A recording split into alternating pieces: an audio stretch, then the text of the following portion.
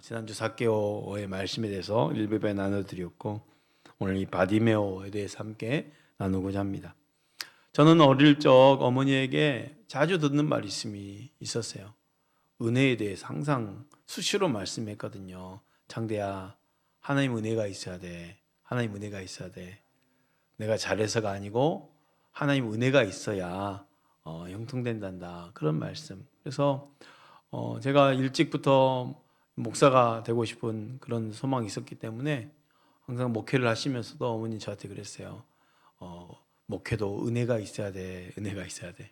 저는 그 말을 어떻게 들었냐면 그냥 교회 다니는 것이 아니라 정말 내가 주님을 만나고 내가 주님을 체험하고 내가 하나님 앞에 한 영혼으로서 그렇게 누군가에 의해서가 아니라 내가 하나님 앞에서 서야 될 그 영혼으로서 하나님의 은혜를 입어야 된다는 그런 마음으로 그런 말씀으로 들었던 것 같아요. 당시 여리고에요. 많은 사람이 있었습니다. 예수님을 눈으로 직접 본 사람들도 많았습니다. 하지만 예수님을 직접 만난 사람은 단 2사람뿐이었다는 거예요. 성 안에서는 세리장이요 부자였던 삭개오, 성 밖길에서는 매우 가난하고 거린이나 마찬가지인 소경 바디메오. 이 2사람 가운데 지난주 삭개오 만남에 이어서 오늘 말씀 예수님을 만난 이 바디메오의 사모함에 대해서 함께 나누고자 합니다. 삭개오와 바디메오를 만나주신 예수님의 여리고 사역은요, 예수님의 생애가 이제 한 주간 남은 그 시점에 있어진 사건이었어요. 그 순환의 한 주간을 위해서 예루살렘을 향해서 입성을 준비하는 가운데 있어진 그 사역이었다는 거죠. 그래서 예수님의 지금 목적지는 예루살렘입니다. 방향은 예루살렘이에요. 그런데 이 여리고 사역에 대해서 누가복음 19장 1절은 이렇게 표현하죠. 예수께서 여리고로 들어가 지나가시더라. 여리고로 들어가 지나가시더라예요. 예수님 목적지는 예루살렘이라고 그랬잖아요. 그러면 여리고를 지나서 예루살렘으로 가시더라 이렇게 기록된 게 맞는데 여리고를 들어가서 지나가셨다고 기록하고 있어요. 여리고를 반드시 들어가셔야 했다는 거예요. 왜 그럴까요? 그 여리고에 삭개오를 만나주기 위해서, 그 여리고에 바디메오를 만나주기 위해서 예수님의 목적지는 예루살렘이지만 여리고를 들어가 지나가신 거예요. 그 2 영혼 만나기 위해서. 그 한 영혼을 귀하게 여기시는 주님이 여리고로 가신 거예요. 십자가를 앞에 두신 예수님의 걸음을 여리고로 향하게 했던 이 삭개오와 바디메오의 공통점이 있습니다. 예수님을 사모하는 마음이라는 거죠. 사랑하는 성도 여러분, 사모한 자에게 그 영혼을 만족케 하심을 믿으시길 바랍니다. 시편 107편 9절 말씀 이렇게 말씀합니다. 그가 사모하는 영혼에게 만족을 주시며 줄인 영혼에게 좋은 것으로 채워주심이로다. 따라서 할까요? 사모한 영혼에게 만족을 주시며 줄인 영혼에게 좋은 것으로 채워주심이로다. 이 줄인 영혼이란 뭐예요? 갈급한 심령을 말하는 거예요. 하나님을 만나고자 하는 마음이에요. 여러분, 그 마음을 가지고 있다면 우리 예수님 결코 그냥 지나가지 않을 겁니다.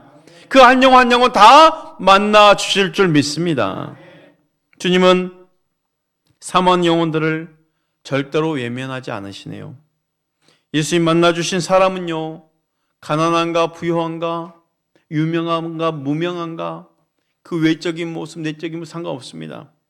그게 기준이 아니에요. 주님을 만난 사람들은 애절하게 사모하며 주님을 기다린 사람들이에요. 의에 줄이고 목마른 자들이에요. 그렇다면 삭개오와 마찬가지로 어떤 사람들이 주님을 만나는 것일까요? 따라합시다. 은혜 받을 기회를 놓치지 않는 사람들. 지난주 일부 예배 때도요, 은혜 받는 기회를 놓치지 않는 이 삭개오를 말씀드렸죠. 은혜 받는 기회를 놓치지 않는 사람들이에요. 마가복음 10장 46절 말씀 볼까요? 그들이 여리고에 이르렀더니 예수께서 제자들과 허다한 무리와 함께 여리고에서 나가실 때에 디메오의 아들인 맹인거지 바디메오가 길가에 앉았다가 성문 곁에서 구걸하고 있는 맹인 바디메오를 이렇게 소개하고 있습니다. 누구의 아들이랍니까? 디메오의 아들이라는 거예요. 디메오는 맹인이란 뜻이에요. 그럼 보세요. 이 바디메오는 아버지가 맹인이었어요. 그러니까 소경의 아들 소경이에요. 디메오의 아들. 디메오 소경이란 뜻이니까. 2대째 맹인으로 거지니까 이렇게 비참한 인생이 있겠습니까? 날마다 여리고 성문 곁에서 구걸하면서 살아가는 맹인 바디메오입니다. 그 맹인 바디메오에게 의에 줄이고 목말라는 마음이, 사모하는 마음이 있었다는 거죠. 앞을 보지 못하는 삶 가운데 거지로 살아가는데 주님을 사모하는 마음이 있었으니 이 얼마나 큰 축복입니까? 오늘날 이 소경 바디메오가 성문에서 구걸을 하고 있는데 그 앞에 누가 지나갑니까? 예수님과 제자들이 지나가는 거예요. 어떤 큰 무리가 지나가는 걸 직감하죠. 사람들이 막 모이고 막 웅성웅성하고 하니까 이게 지금 분명히 중요한 사람이 지나가고 있는데 궁금해서 옆 사람이 물어보는 거예요. 지금 누가 지나가냐? 이때 사람들의 대답과 그 대답을 들은 바디메오 외침을 보십시오. 마가복음 10장 47절 이렇게 말씀하고 있네요. 나사렛 예수시란 말을 듣고 소리질러 이르되 다윗의 자손 예수여 나를 불쌍히 여기소서. 맹인 바디메오는 예수 그리스도를 향하여 외쳤습니다. 나를 불쌍히 여기소서, 나를 불쌍히 여기소서. 놀라운 것은 주님께서 이 맹인 바디메오를 만나주셨고 소원대로 그 눈을 열어주신 거예요. 나를 불쌍히 여기소서. 이 맹인 외침, 이 외침은 사실 주님이 듣고 싶은 그 기다림이셨어요. 처음부터 은혜 베푸시기 위해서 이 소경 앞을 지나신 것이고 나를 불쌍히 여기소서 외친 가운데 이 소경을 만나 그의 눈을 열어주신 거예요. 사랑하는 성도 여러분, 누구에게나 은혜의 기회가 있다는 것을 믿으십시오. 은혜 받을 기회가 있다는 거예요. 이 바디메오는 이 기회를 놓치지 않았습니다. 예수님이 이제 여리고를 지나시면요 예루살렘으로 입성하시잖아요. 예루살렘 들어가시면 십자가를 지셔야 됩니다. 다시는 여리고로 오지 않으시는 거죠. 소경의 입은 은혜야말로 또 기회가 있는 것이 아니었다는 거예요. 고린도서 6장 2절 이렇게 말하죠. 이르시되 내가 은혜 베풀 때에 너에게 듣고 구원의 날에 너를 도왔다 하셨으니 보라 지금은 은혜 받을 만한 때요 보라 지금은 구원의 날이로다. 은혜 받을 때가 다음 날 있는 게 아니에요. 지금입니다. 지금 은혜 받을 때인 거예요. 그래서 우리 사모함은 어떤 사모함이 돼야 됩니까? 지금을 놓치면 안 됩니다 라는 사모함. 내가 오늘 은혜 받아야 되겠습니다 사모함. 내가 오늘 예수를 만나야 되겠습니다. 지금은 은혜 받을 때요 라는 그 사모하는 마음이 항상 우리에게 있어야 된다는 거죠. 언젠간 만나겠지. 앞으로는 만날 수 있겠지. 나도 은혜 받고 언젠가는 기도할 수 있겠지. 얘기 아니에요. 은혜 받는 일은요 영적인 거잖아요. 그런데 이 영적인 일이 항상 육적인 일에 밀려나는 거예요. 내가 오늘 이거 하고 은혜 받겠다. 내가 오늘 이거 하고 은혜 받는 일을 감당하겠다. 하지만 은혜 입을 기회는 언제나 있는 것이 아니었습니다. 만약 삭개오나 바디메오가 오늘 예수님 만나지 못하면 다음날 만나면 되지 했다라면 다음날 있겠습니까? 내가 다음에 은혜 입으면 되지, 다음에 예수 만나면 되지 하면 그 다음이란 기회가 있었겠냐는 거예요. 우리 성도님들 잘하는 찬양 있죠. 특히 우리 권사님들 이제 많이 불렀을 거예요. 저도 막 불렀던 기억은 많이 없는데 이 음율과 가사가 약간 얼핏 기억이 나요. 성도들아 이 시간은 은혜 받을 기회로다. 허락하신 성령 역사 우리 위에 임하셨네. 기회로다. 다 같이 기회로다. 이 시간은 은혜 받을 기회로다. 믿읍시다. 받읍시다. 이후의 기회를 믿지 말라. 이렇게 잘하세요. 모르실 줄 알았더니, 우리 권사님들만 하실 줄 알았더니. 이게 가사가 5절까지 있는데요. 5절은 약간 우리가 잘 부르는 그 가사 내용이 아니에요. 내일 아침 있다 해도 인명생사 모르는, 우리 잘 사용하지 않는 단어잖아요. 내일 생의 은혜 귀에 늘 있는 줄 생각 마라. 이렇게 예전에는 이렇게 귀에 쏙쏙 들어오게 가사를 졌나 모르겠어요. 은혜 받을 기회가 있다라는 거예요. 그게 오늘이라는 거죠. 놓치면 안 된다는 거예요. 예수님이 여리고로 들어가셔서 삭개오를 만나셨고, 여리고에 나오면서 이 여리고를 입성하면서 바디메오를 만나셨고, 사마리아 여인에게도 그 사마리아를 지나면서 일부러 그 여인 만나기 위해서 가신 거 아닙니까? 왜 가셨어요? 그들에게 은혜 받을 기회를 주려고요. 왜요? 저들의 마음 가운데 사모함이 있었거든요. 그 사모함 가운데 주님이 그 걸음을 그쪽으로 옮기시는 것 아니겠습니까? 여러분, 우리가 주님의 가시는 걸음을 멈춰낼 수 있는 사모함, 주님 나에게 오셔야 되는 그 사모함, 은혜 받을 기회를 주시기 위해서 오시는 그 사모함이 있기를 축복합니다. 그렇다면 은혜 받을 기회를 놓치지 않기 위해서 우리가 어떤 것을 사모해야 되냐는 거예요. 영적인 사모함입니다. 더 귀한 것은 영적 사모함이에요. 주님을 만남에 있어서 중요한 것은 영적 만남이어야 된다는 거죠. 맹인 바디메오가 성문에서 구걸하고 있는데 예수님이 지나가셨다 했어요. 사람들이 지나가자 맹인 바디메오는 이 사람들에게 지나간 사람이 누구냐고 물어봤겠죠. 앞을 못 보니 누가 지나가는지 어떻게 알겠습니까? 이때 있어진 사람의 대답, 그 대답에 들은 바디메오의 외침을 우리가 다시 한번 볼까요? 47절 이렇게 말하잖아요. 나사렛 예수시란 말을 듣고 소리질러 이르되 다윗의 자손 예수여 나를 불쌍히 여기소서 하거늘. 참 이상합니다. 나사렛 예수라고 지금 들었잖아요. 근데 말하기는 뭐라고 말해요? 다윗의 자손 예수여라고 말해요. 얼마나 이상합니까? 아니, 듣기에는 나사렛 예수라고 들었는데 왜 말할 때는 다윗의 자손 예수여라고 말하는 거예요? 왜 그랬을까? 신기한 거죠. 나사렛 예수로 듣고 부르짖기는 다윗의 자손 예수요. 다윗의 자손이라는 이 고백은 어떤 뜻이 담겨 있습니까? 당신이 메시아입니다라는 고백이 담겨 있는 거예요. 당신이 메시아입니다라는 고백이 담겨 있는 거예요.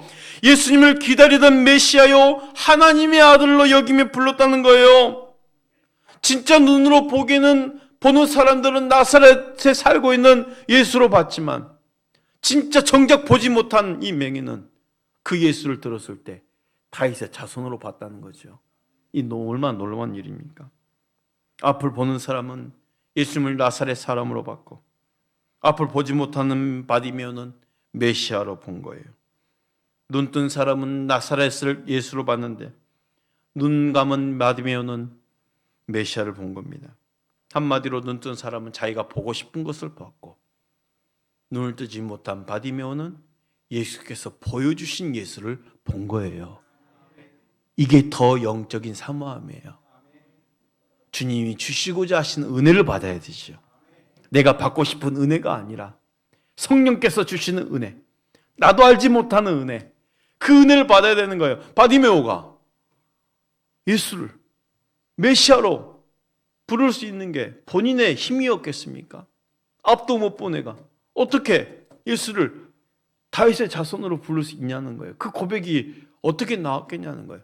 주시는 은혜를 입었기 때문이에요. 우리가 그런 은혜를 입어야 되지 않겠습니까?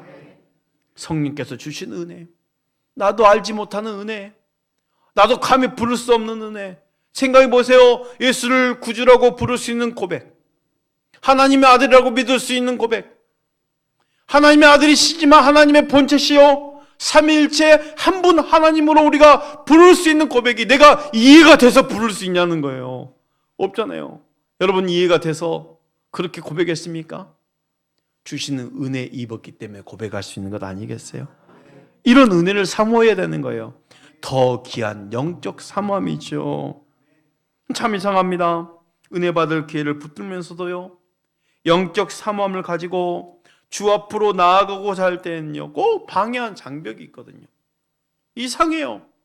은혜 받으려고 하는데 이 은혜를 넘지 못하게 하는 방해하는 것들이 있었어요. 삭개오에 있어서 방해가 뭔지 아십니까? 세리장이요, 부자였다라고 말해요.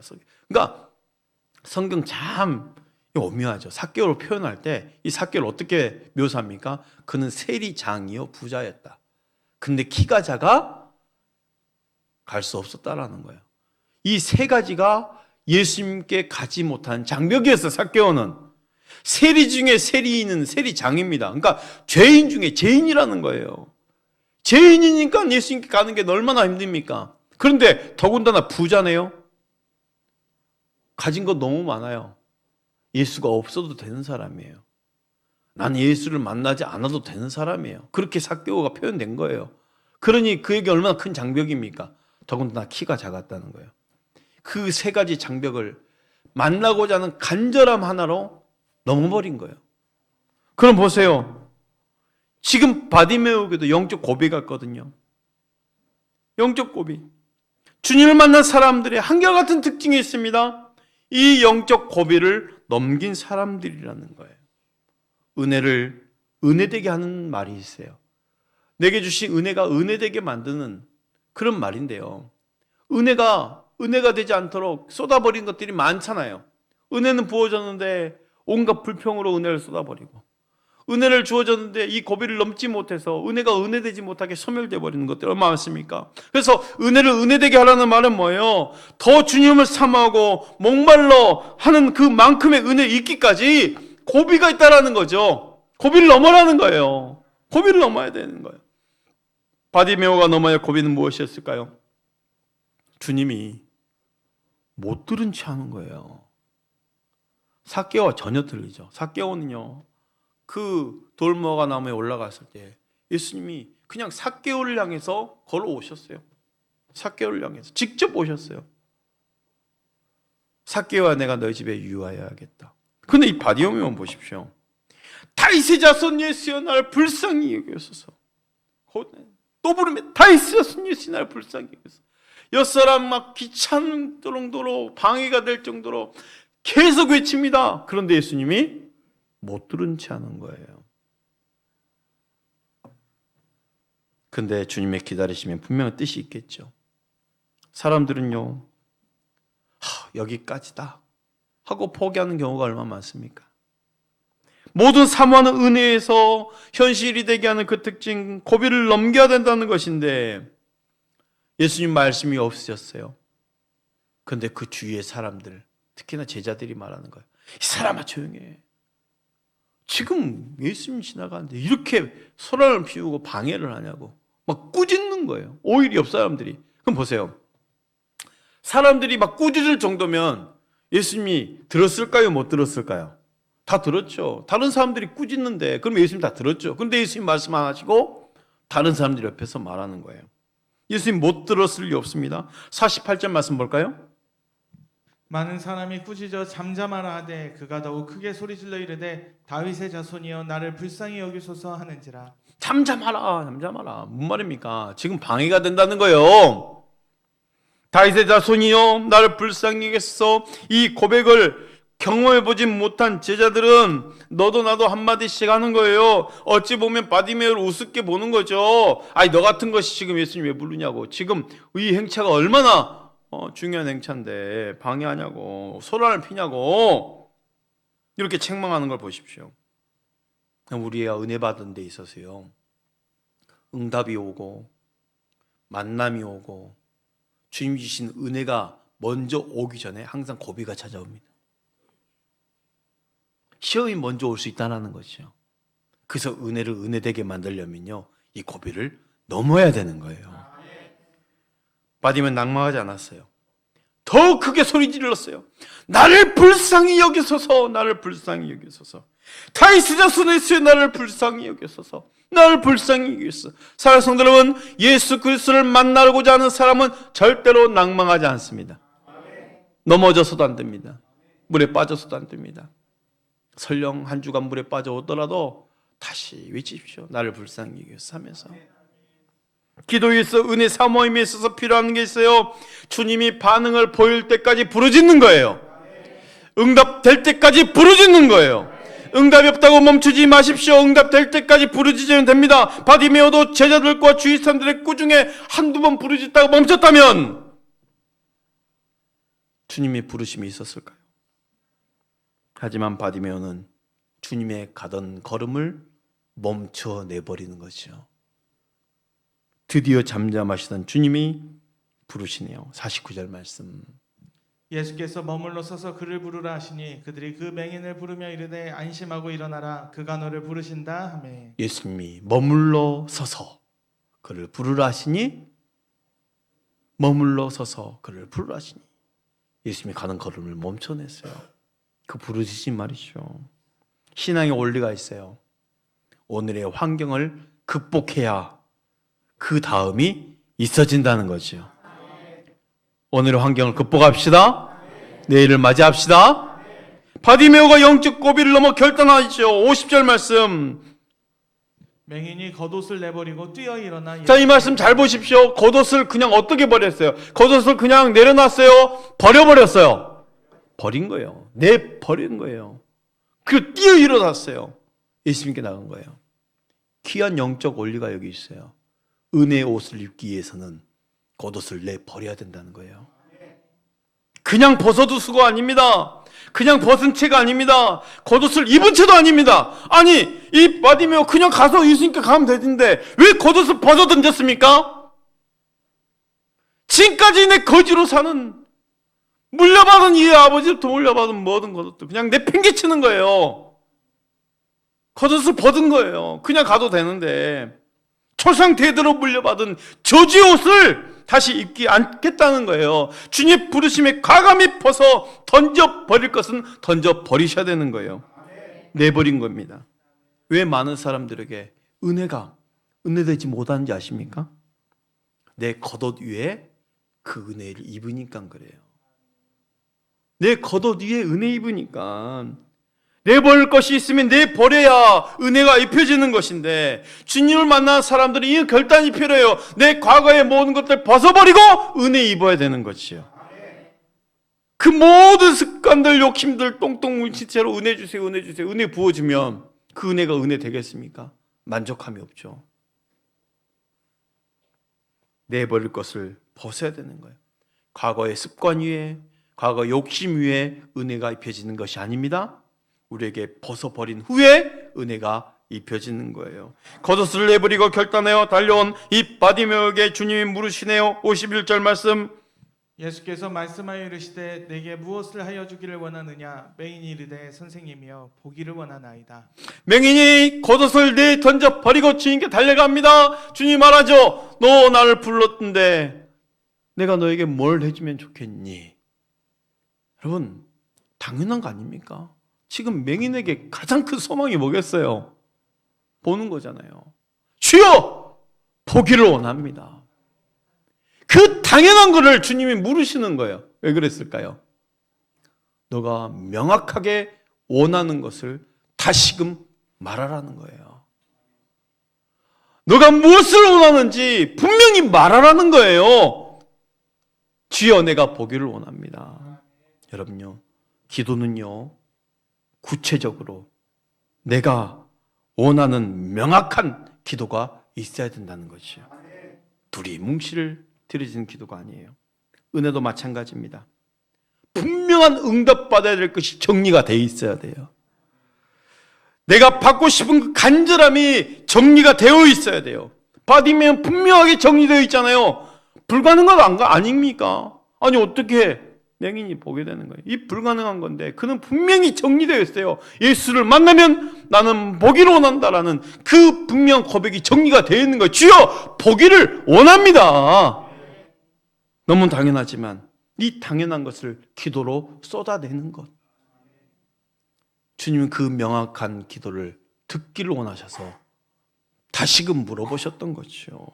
그 바디메오 사모함에 대해서 주님이 이렇게 선포하십니다. 52절 다 같이 다시 한번 함께 읽어볼까? 시작. 예수께서 이르시되 가라, 내 믿음이 너를 구원하였으니라 하시니 그가 곧 보게 되어 예수를 따르니라. 가라, 내 믿음이 너를 구원하였다. 가라. 여러분, 이 바디메오가 지금 눈을 뜨게 된 것은 예수님이 그래 너를 불쌍히 여겨서 내가 너 눈을 낮게 뜨게 해주마 이렇게 하지 않았다는 거죠. 뭐라고 합니까? 내 믿음이 너를 구원했다는 거예요. 바디메오 믿음이 바디메오의 눈을 뜨게 했다라는 거예요. 그걸 강조해 주신 거예요. 그럼 가라고 그래. 가라. 너 눈 떴으니까 네가 가고 싶은 대로 가라는 거예요. 바디메오는 당장 집으로 안 갔어요. 그동안 눈을 못 뜬 맹인으로 살았던 그 험한 인생 가운데 자기가 하고 싶은 많은 것들을 이제 해낼 수 있겠구나. 자기가 하고 싶은 그 장소를 향해서 간 게 아니에요. 가족을 향해서 간 게 아니에요. 눈을 뜨자마자 그가 뭘 합니까? 따라합시다. 그가 곧 보게 되어 예수를 길에서 따르니라. 길에서 따르니라. 아멘? 가라. 네 가고 싶은 대로 가라. 했는데 맹인은 눈을 뜨자마자 예수를 따르니라. 눈을 뜨는 즉시 예수를 따랐다는 것. 길에서 예수를 따랐다는 말이 뭡니까? 예수님의 사역의 그 여정 가운데 수시로 많은 사람이 찾아왔죠. 근데 돈이 많아서 다시 되돌아가는 사람도 있었어요. 근데 많은 사람 중에 일부는 그 길에서 만난 그 자리에서 좀 다른 사람 많았죠. 예수님이 제자들이 된 사람들이에요. 길에서 예수를 따랐다는 것은 주님의 제자가 됐다는 거예요. 따라갔다는 거예요. 눈을 뜨니 드디어 자신이 어떻게 살아야 되는지를 알게 된 거죠. 여리고 성곽길에서 앉아서 평생 구걸하며 사는 인생에서 눈을 뜨자마자 주님을 따르는 인생이 되었다는 것입니다. 그렇다면 주님이 바디메오의 눈을 뜨게 한 분명한 목적이 여기 나오죠. 뭡니까? 너 뜬 눈으로 세상의 정욕적인 것 바라보면서 그 세상 것 쫓으라고 눈을 뜨게 해준 게 아니라는 거예요. 주님을 보라는 거예요. 주님 온전히 따라다니라는 거예요.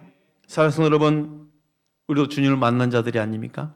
주님을 만나자마자 영적 눈이 뜨인 자들이에요. 주님을 만난 순간 가장 먼저 보이는 게 뭡니까? 주여 내가 죄인입니다. 그게 보이잖아요. 아니 그동안 내가 수많은 죄를 지었을 그 죄인지 몰랐는데 주님을 만난 순간 내가 주님 앞에 죄인인 걸 드디어 깨닫게 됐네요. 이게 영적 눈이 띈 것 아니겠어요? 그러니 이제 신앙의 눈을 뜬 후 주님을 쫓는 인생이 된 거예요. 우리 모두는. 그러나 그렇게 쫓다가도 세상으로 눈을 돌리는 순간 금방 눈이 어두워져 버리죠. 내 눈에서 주님 흐려지면 우리는 어느 순간 내가 어디로 가야 할지 방향을 잃어버리는 거예요. 사랑하는 성도 여러분, 내 눈을 뜨게 해주신 주님을 잊지 맙시다. 그 열린 눈으로 주님이 가신 그 길을 삼하는 마음으로 온전히 따라가는 우리 모두가 될 수 있기를 축복합니다.